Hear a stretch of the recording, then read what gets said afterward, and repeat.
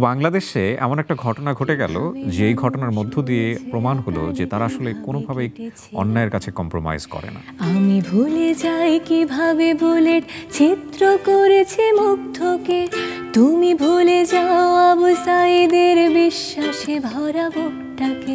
আজকের এই অনুষ্ঠানে এই গানটার একটা বিশেষ তাৎপর্য আছে। চলে যাওয়ার পরে আসলে লেখা গানটা মানুষ তো বুঝবে না ওই পাখিটার বাংলাদেশি মূল্য বলতে গেলে 20 লাখ টাকা। মানুষ তো বুঝবে না যে ভাজি করে খাবে।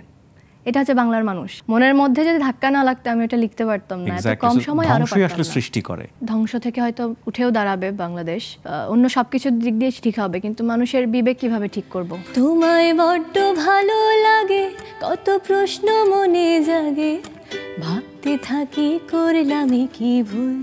আমরা স্বাধীন হয়েছে, অনেকেই বলছি স্বাধীন হয়েছে, অনেকে স্বাধীন প্রোফাইলে পিকচার দিচ্ছেন, কিন্তু স্বাধীনতার পরে অন্য ব্যক্তির স্বাধীনতা যদি খর্ব হয় তাহলে কিন্তু এই স্বাধীনতা নিয়ে প্রশ্ন হবে। আসসালামু আলাইকুম প্রিয় দর্শক, আপনাদের সবাইকে আমন্ত্রণ জানাচ্ছি All Time Milk Bread presents Tarzi কিবরিয়ার শোতে। আমি কিবরিয়া আপনাদের সঙ্গে রয়েছি। লম্বা একটা বিরতি দিয়ে আমরা শুরু করছি আমাদের এই প্রিয় অনুষ্ঠানটি। বিরতি কী কারণে ছিল? শুধুমাত্র এই অনুষ্ঠানে না, আমার মনে হয় বাংলাদেশের অনেক জায়গাতেই অনেক কাজের বিরতি ছিল। যে বিজয়ের মধ্য দিয়ে নতুন করে শুরু হলো, সেই শুরু হওয়া সবার জীবনে ছুঁয়ে যাক এবং একই সাথে শুভকামনা জানাতে চাই যে নতুন একটি বাংলাদেশের স্বপ্ন নিয়ে আমরা যাত্রা শুরু করেছি, সেই স্বপ্ন যাতে বাস্তবায়িত হয়। তো আজকে এই বিরতির পর যে আমার সঙ্গে যুক্ত হচ্ছেন, তার বিগত আন্দোলনে অনেক বড় একটা, বিগত বলবো না, এই সময়ের আন্দোলনে অনেক বড় একটা ভূমিকা আছে।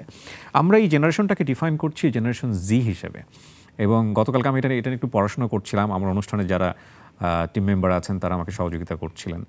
এই জেনারেশনটা এমন একটা জেনারেশন যাদেরকে নিয়ে আমরা বিভিন্ন ধরনের কথাবার্তা বলি, অনেক সময় হোপলেস হই, যারা ইন্টারনেট নিয়ে সারাক্ষণ পড়ে থাকে।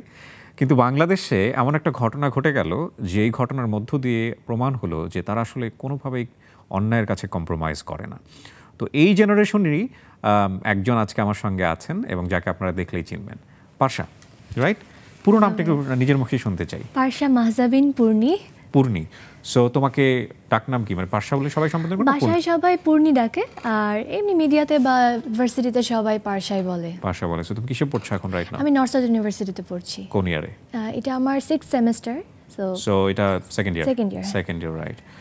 তোমার হাতের ইউকেলেলে বাংলাদেশকে অনেক কিছু দিয়েছে লাস্ট কয়েকদিনে, এবং তুমি অত্যন্ত প্রিয় হয়ে গেছো একটা গান, মানুষের পালস বুঝতে পেরেছো। আমি কালকে রাতে আমি একদম টু বি ফ্র্যাঙ্ক বলে আমি গানটা আমি শুনিনি, কালকে রাতে আমি ফার্স্ট শুনলাম খুব মনোযোগ দিয়ে। আমার কাছে মনে হচ্ছিল যে মৌসুমী ভৌমিকার একটা ধাঁচ আছে গানের মধ্যে, উনি গণমানুষের গান করেন, আর শেষের দিকে এসে লিরিকগুলো আমার কিছু খুব পছন্দ হচ্ছিল। লিরিকগুলো কার লেখা? আমার লেখা। তুমি নিজেই লিখেছো? হ্যাঁ। প্রেক্ষাপটটা বলো তো আমাকে একটু। প্রেক্ষাপট বলতে এই গানটা তো লিখেছি আমি অনেক রাত 2টোর পরে আর কি লেখা। তার আগের যে প্রায় 10 দিনের মতোই তো একদম সব বন্ধ ছিল, কারফিউ ছিল, নেট বন্ধ ছিল অনেক দিন।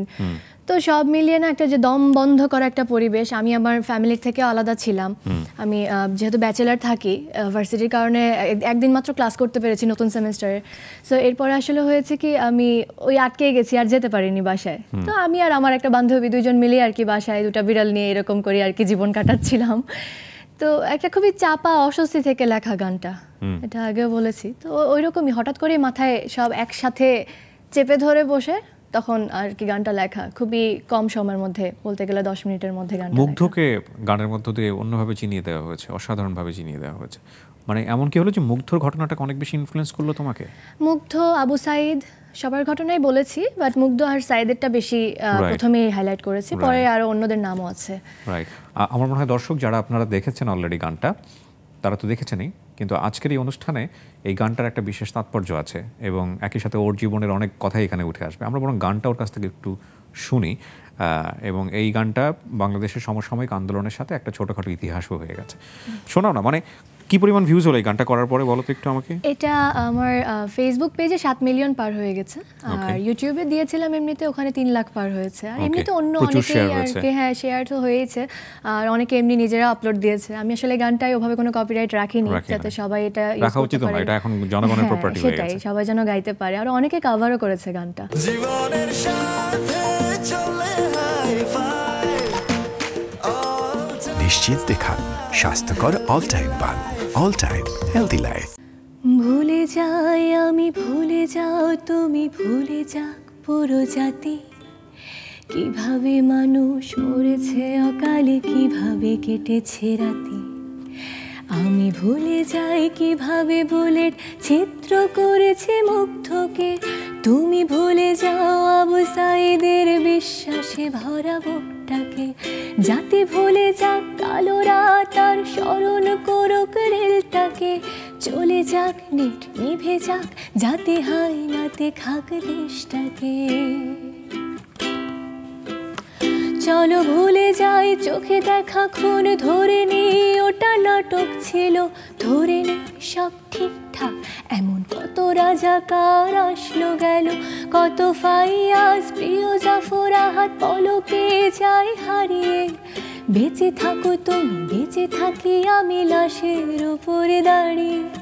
চলো দেখে নি বাতাবি লেবু লটকনে দেশে ছাড়িয়ে, চলো কেঁদে ফেলি ফ্লাইওভার আর মেট্রো রেলটা জড়িয়ে।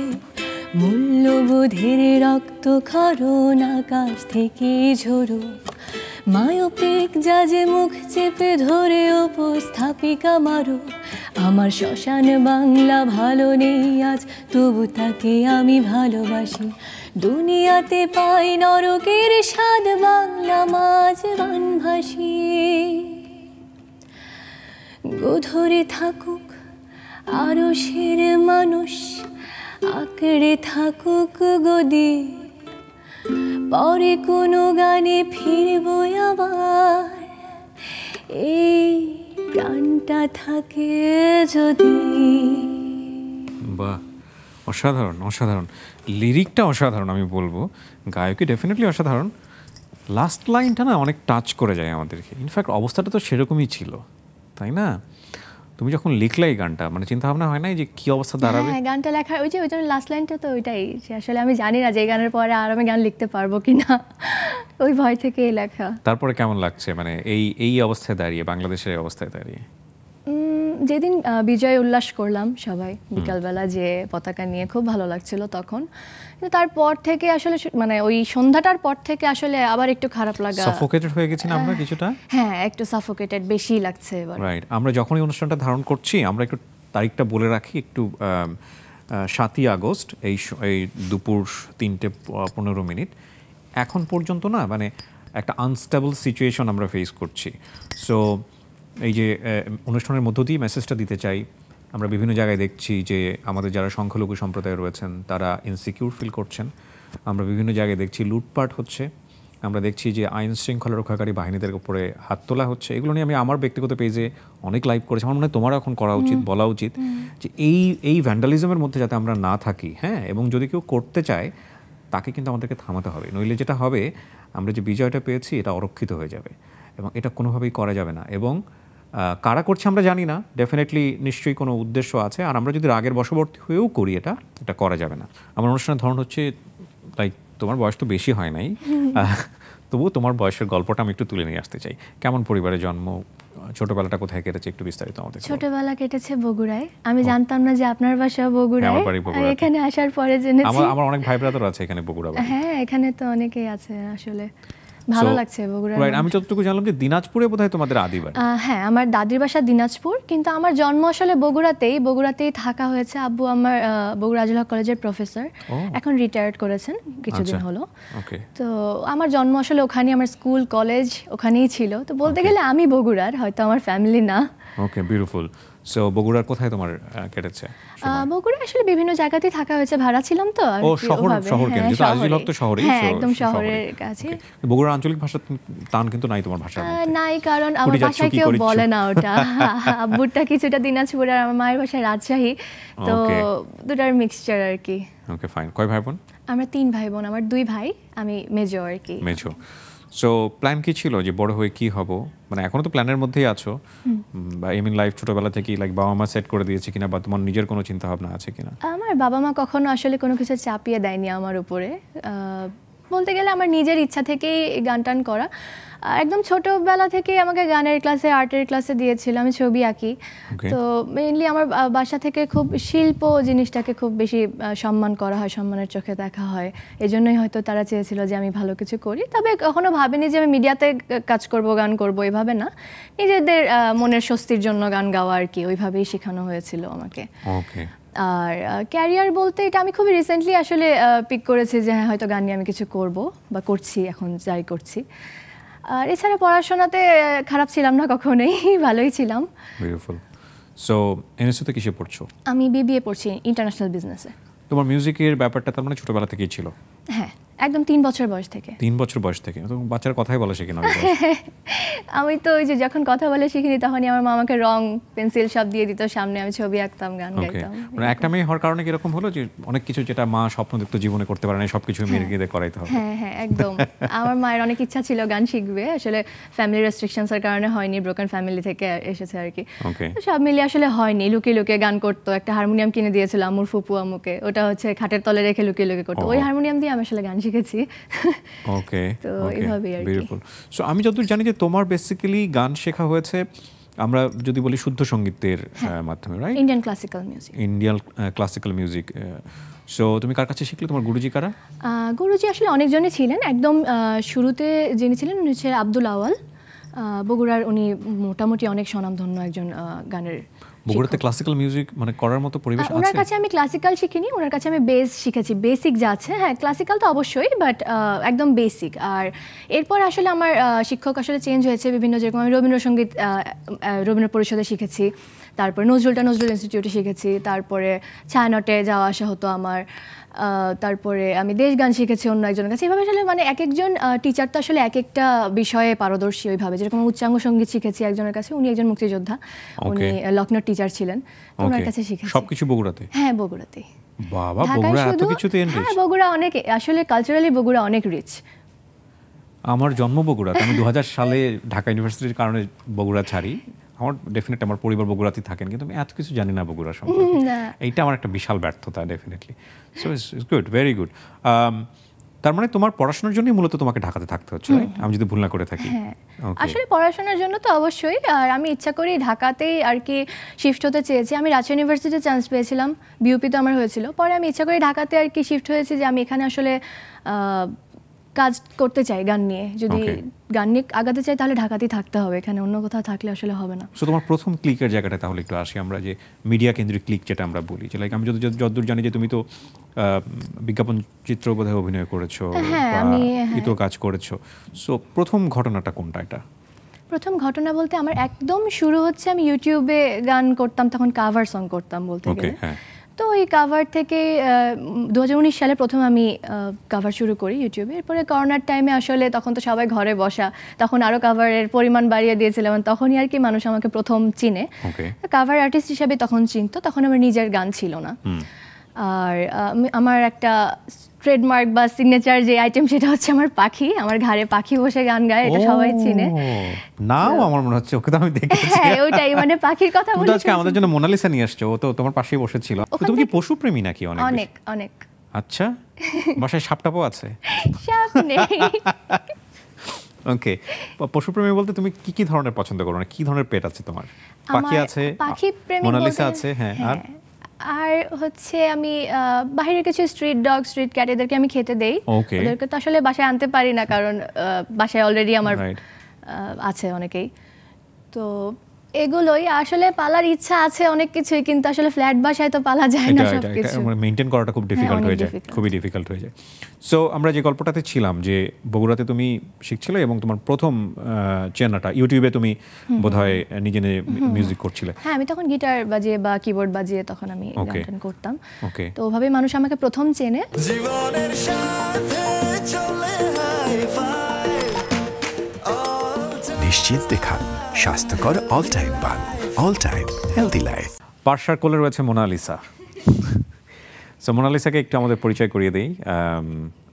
এটা গল্পটা বলো আমাদেরকে, কোথা থেকে নিয়ে আসছো তুমি? এটা আসলে গিফট পেয়েছি। আমার যে পাখি, ওটাও আমার গিফট পাওয়া। সবাই আসলে আমি পশু পাখি প্রেমিক, তো জন্য সবাই আমাকে আসলে স্পেশাল ওয়ান। ওকে, শহরে এসে যে একেবারে আলাদা একটা সেপারেট লাইফ, ব্যাচেলর লাইফ যেটা তুমি লিড করছো, বাবা মা কোথায়? বগুড়াতেই? বাবা মা বগুড়া বলতে একটু বিভক্ত আর কি, কারণ আমার ছোট ভাই এখনো পড়াশোনা করছে মানে স্কুলে, ওই জন্য আব্বু আর কি ওর সাথেই আছে। আর আমার বড় ভাইয়া ভাবি আর আম্মু ঢাকায় থাকে, বাট আমার ভার্সিটি থেকে অনেক দূরে আমাদের বাসা, সে কারণে তোমাকে আলাদা থাকতে হয়। হ্যাঁ এই জন্য আলাদা থাকতে কেমন হয়, আমি লাগছে যাওয়া আসা করি। এই লাইফটা কেমন লাগছে? ভালো লাগছে আসলে। ওকে, ব্যাচেলার লাইফ বা ভার্সিটি লাইফ আসলে অনেক অনেক সুন্দর। আমি জানি যে এটা আর 3-4 বছর পরে আর আমি পাবো না। কিন্তু রান্না বান্নার ঝামেলা থাকে না? মেয়েদের তো অনেক ব্যাপার স্যাপার থাকে, নিজেরা রান্না করে ছাড়া হোটেলে খেতে পছন্দ করে না, এই ব্যাপারগুলো থাকে। হ্যাঁ আসলে হয়ে যায়, কারণ এমনি মেড তো আছেই, আর আমি নিজেও করি, আবার যখন ইচ্ছা করে না তখন অর্ডার দিয়ে করি আর কি, খাই। ওকে, বিউটিফুল। সো নাটকের মিউজিক নিয়ে তুমি কাজ করলে, এছাড়া আর কি ধরনের কাজ করলে? এছাড়া আমি টিভিসিতে কাজ করেছি, নেসক্যাফের, এয়ারটেলের, এরকম টিভিসিতে আমি অভিনয় করেছি, ওভিসি করেছি বিভিন্ন। আর খুবই রিসেন্টলি আমি 2টো নাটক করেছি অভিনয়। এটা এই বছরের বলতে গেলে one of the very big project ছিল, লাভ লাইন, প্রবীর রয় চৌধুরীর নাটক, জোভানা নিহার। এটা তুমি কেমন সাড়া পেলে? এটা সারা আসলেই ভালো পেয়েছি, 2 কোটির উপর অলরেডি ভিউ হয়ে গেছে। এটা প্রথম 7 দিনেই 1 কোটির বেশি হয়ে গেছিল। সেটা তোমার প্রথম কাজ? এটা একদমই প্রথম কাজ। নাটকের অফারটার ব্যাপারে একটু শুনি আমরা, কিভাবে কি হলো? নাটকের অফার আসলে অনেকদিন আগে থেকে নাটকের অফার আসছিল। আমি আসলে মনে হচ্ছিল যে আমি আসলে প্রিপেয়ার্ড না, আমি এখনো মনে করি যে আমি প্রিপেয়ার্ড না, কারণ গানটা আমি এত বছর ধরে শিখেছি। তো এখন আমি ওটা সম্বন্ধে 98% হইলেও আমার ভালো একটা দক্ষতা আছে।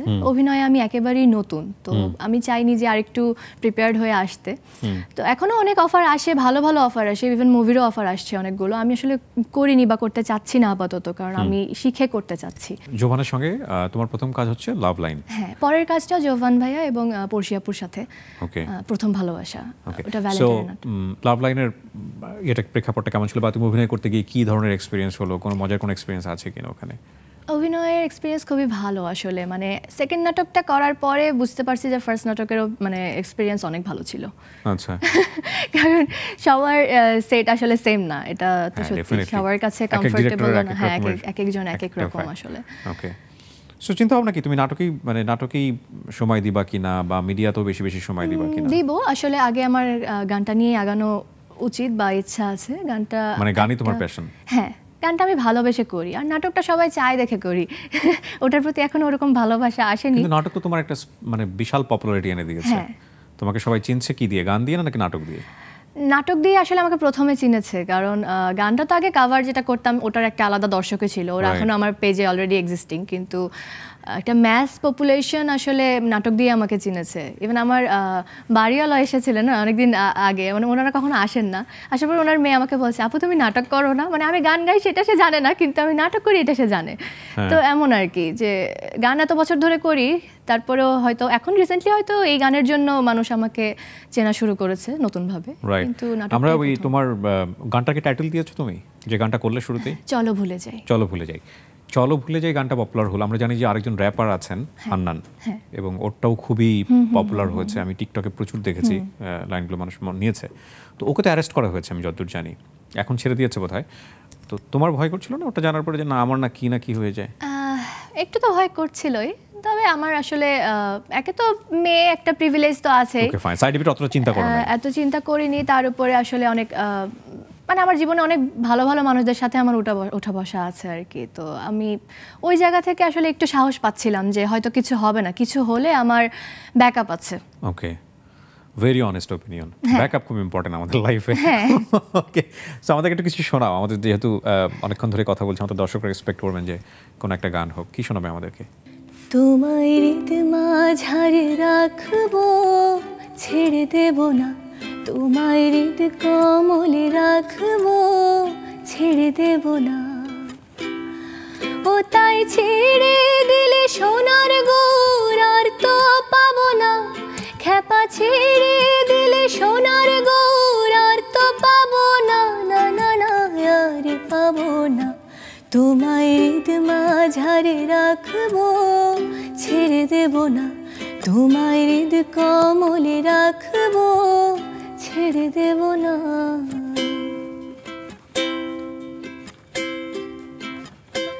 ভুবন মোহন গোরা গুনগুনি জানা মনোহরা গো, ভুবন মোহন গোরা গুনগুনি জনা মনোহরা গো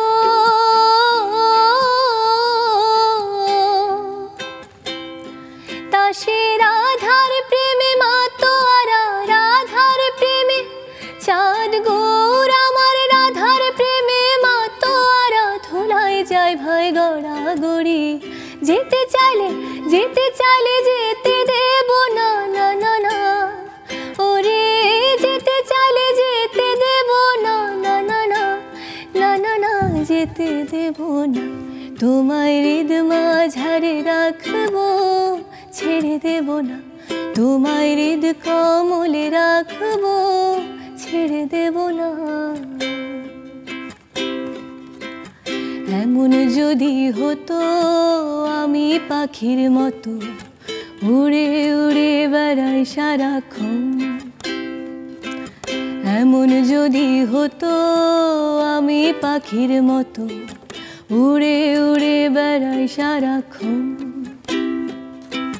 পালাই বহু দূরে ক্লান্ত ভব ঘুরে ফিরবো ঘরে কোথায় এমন ঘর বৃক্ষতলে শুয়ে তোমার দুঃখ ছুঁয়ে বৃক্ষতলে শুয়ে তোমার দুঃখ ছুঁয়ে ঘুম আসে না ঘুম স্বার্থপর বকুল ফুল সোনা দিয়া হাত কানে বাঁধাইলি বকুল ফুল সোনা দিয়া হাত কানে বাঁধাইলি শালুক ফুলের লাজ নাই রাইতে শালুক ফুটেলো রাইতে শালুক ফোটে শালুক ফুলের লাজ নাই রাইতে শালুক ফুটেলো রাইতে শালুক ফোটে যার শোনে যার ভালোবাসা যার শোনে যার ভালোবাসা সে তো মজা লুটেলো বকুল ফুল সোনা দিয়া হাত কানে বাঁধাইলি বকুল ফুল সোনা দিয়া হাত কানে বাঁধাইলি বাহ বাহ অসাধারণ অসাধারণ একটা ঘোরের মধ্যে ছিলাম জীবনের সাথে চলে হাই ফাই নিশ্চিন্তে খান স্বাস্থ্যকর অল টাইম পান অল টাইম হেলদি লাইফ। তো তুমি যে এই যে শিখলে রবীন্দ্রনাথ তারপরে তুমি শিখলে হচ্ছে নজরুল শুরু করলে তুমি ক্লাসিক্যাল দিয়ে তুমি গাইছো ফোক কেমন না ব্যাপারগুলো? আমি ভার্সিটালিটি পছন্দ করি। আমি মানে তোমার নিজেকে টানে কোনটা থাকে না নিজেকে নিজে এন্টারটেইন। আমি একটা জিনিস বিশ্বাস করি যারা এন্টারটেইনার তারা যদি নিজেকে নিজে এন্টারটেইন না করতে পারে তাহলে মানুষকে পারবে না। সো তোমাকে আসলে কোন গানগুলো অনেক বেশি টানে যেটা তুমি এন্টারটেইন হও? আমাকে এটা বলতে গেলে আমার মুডের ওপর, কিন্তু আমাকে সবসময় টানে হচ্ছে মাটির গান, দেশের গান, যেগুলো বলতে গেলে ফোক গান খুবই পছন্দ আমার। আসলে আনফরচুনেটলি আমার ভয়েস ফোকের ভয়েস না, যেটা সবাই বলে যেরকম ফোকের ভয়েস সবাই এক্সপেক্ট করে। হ্যাঁ হ্যাঁ, ওটা আমার না, আমার মেলোডিয়াস টাইপের ভয়েস, কিন্তু আমার ফোক গান ভীষণ পছন্দ। আর ইন্ডিয়ান ক্লাসিক্যাল বা যে উচ্চাঙ্গ টাইপ যেসব গান, রবীন্দ্র, নজরুল, আমার আসলে সব ধরনের দেশের গানই পছন্দ। এগুলো তো আসলে আমাদের নিজেদেরই গান বলতে গেলে। আসলে এন্টারটেনমেন্টের ওই রকম কোনো বাউন্ডারি নেই, এটা একজনের রুচির উপর নির্ভর করে যে আসলে কে কোনটা নেবে, কোনটা চুজ করবে, কীভাবে পারফর্ম করবে। কিন্তু আমরা শুরু করেছিলাম আন্দোলন নিয়ে, এবং আমরা বলছি জেনারেশন জি, যারা আসলে এই আন্দোলনের নেতৃত্বে ছিল। এবং আমরা বাংলাদেশে সমসাময়িক সময়ে এমন একটা ঘটনা তাদের মাধ্যমে দেখেছি যেটা অনেকের চিন্তার বাইরে ছিল। এবং তুমি নিজেও আন্দোলনের একজন আন্দোলনকারী, মানে তুমি এখন যে বাংলাদেশে দাঁড়িয়ে আছো, তুমি কি আসলে ভাবতে পেরেছিলে যে এরকম একটা কিছু হতে যাচ্ছে বা হবে? বা তোমার নিজের অনুভূতিগুলো কি আসলে সব কিছু মিলিয়ে?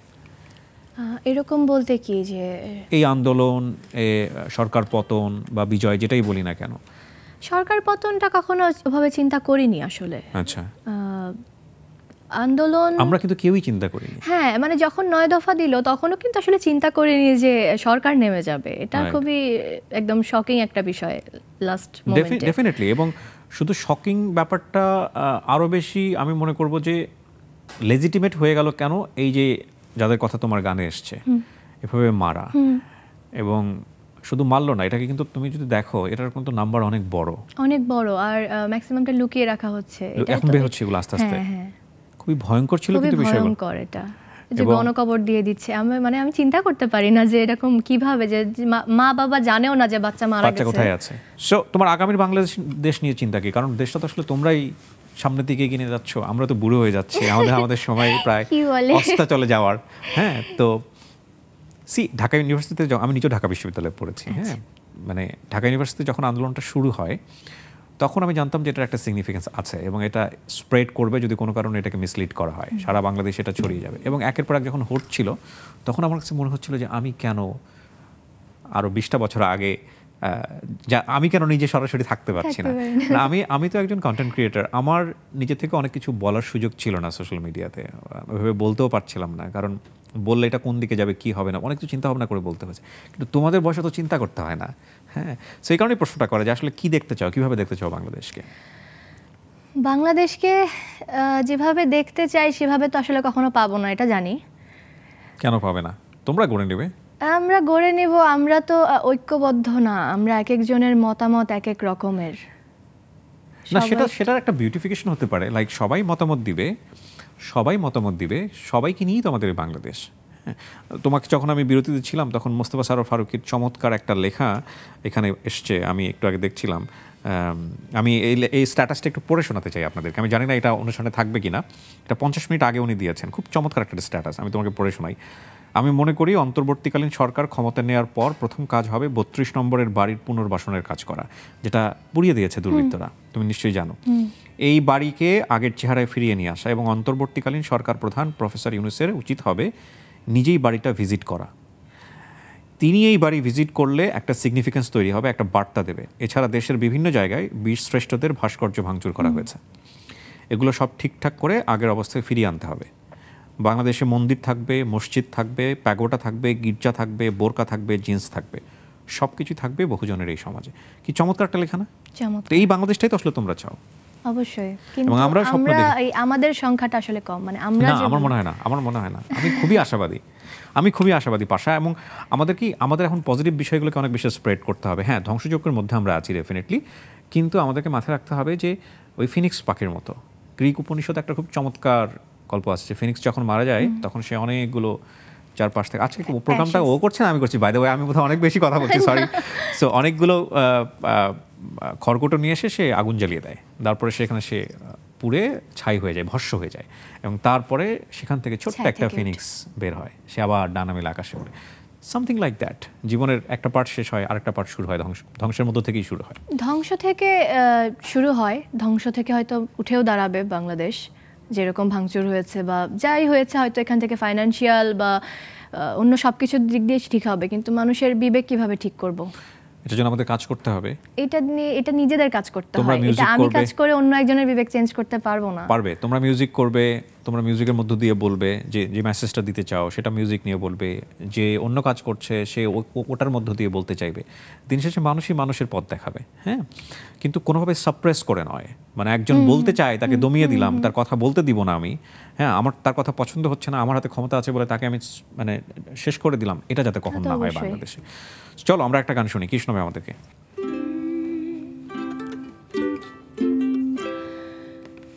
যদি তুমি আমার হতে, আমি রোজ সকালে তোমায় দিতাম ফুল, রোজ বিকেলে গান শোনাতাম, রোজ রাতে যে ঘুম পাড়াতাম, নেড়ে দিতাম তোমার কালো চুল। যদি তুমি আমার হতে, আমি রোজ সকালে তোমায় দিতাম ফুল, রোজ বিকেলে গান শোনাতাম, রোজ রাতে যে ঘুম পাড়াতাম, নেড়ে দিতাম তোমার কালো চুল। তোমায় বড্ড ভালো লাগে, কত প্রশ্ন মনে জাগে, ভাবতে থাকি করলাম কি ভুল। যদি তুমি আমার হতে,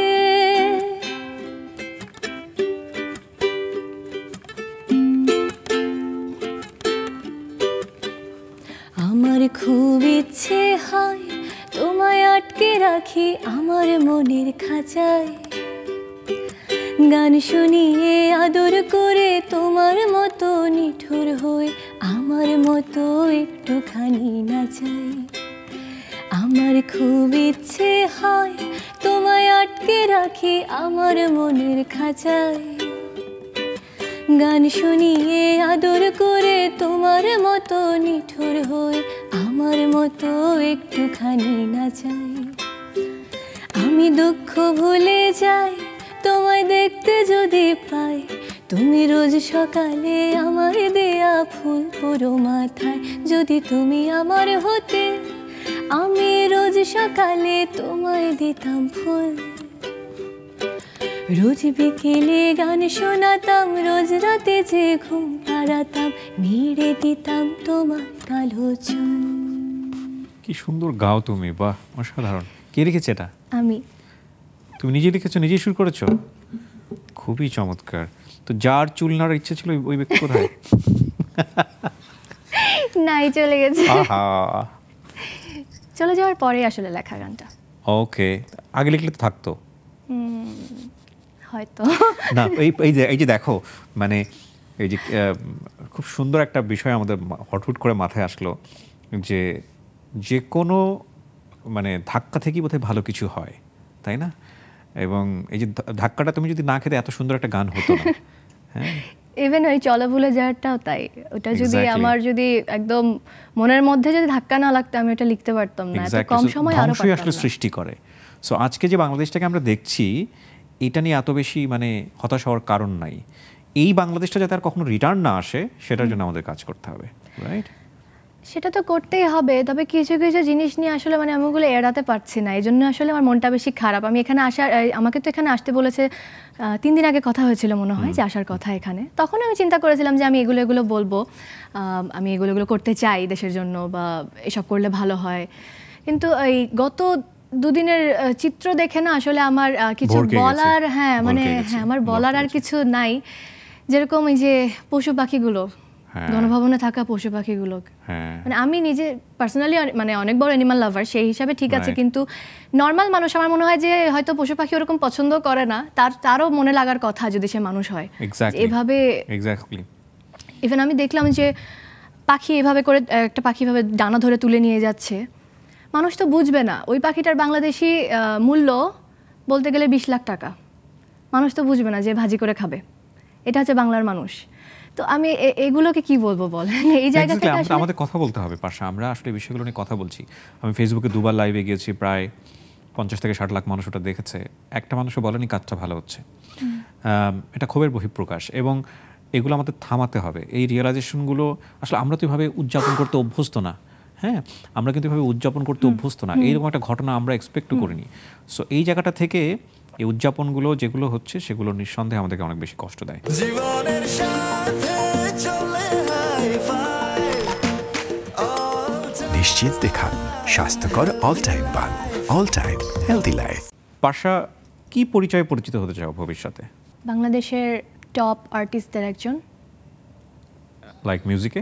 মিউজিকে সব দিক দিয়ে আসলে আমি মানে আমার সব কিছুই করতে ভালো লাগে, আমি কোনো স্পেসিফিক একটা ক্যাটাগরিতে থাকতে চাই না। ওকে, সো সবকিছু- নাটক বলো, মিউজিক বলো, সবকিছুতে তুমি ট্রাই করতে সবকিছুতেই। চাও, এবং সিনেমাতেও নিশ্চয়ই কাজ করতে চাও। হয়তো করব। হয়তো, শুভকামনা থাকবে নিশ্চয়ই। পড়াশোনার কি অবস্থা, কেমন চলছে? পড়াশোনা ভালোই চলছে। এনএসইউ এর পরিবেশ কেমন, মানে কেমন NSU লাগে? আমরা তো এনএসইউ সম্পর্কে অনেক কিছু জানতে চাই। তোমার কেমন, তো কতটুকু এনজয় করছো আসলে? NSU এর পরিবেশ আমরা জানি যে প্রচুর ভালো। টাকা পয়সা যাদের আছে তারা সেখানে পড়ে। প্রচুর টাকা পয়সা নেই, তবে ভালো লাইফস্টাইলের জন্য, ভালো শিক্ষার জন্য দরকার আছে। ওকে, কারণ আমি এখানে যা পাচ্ছি, আমি এটা এখন একটা ন্যাশনালে বা এমনি একটা নর্মাল কোনো কলেজে আমি যদি ভর্তি হতাম, তাহলে এইগুলো আমি মানে পেতাম না আর কি। যে Okay. আউটপুটটা ওরা আমাকে দেয়, এই আউটপুটটা আমি পেতাম না। ওকে, সো তুমি এনজয় করছো? হ্যাঁ, আমি এনজয় করছি। আমার আসলে নতুন বিষয় নিয়ে জানতে ভালো লাগে, নতুন Okay. জিনিস জানতে ভালো লাগে। বিবিএ কার চুজ ছিল এটা?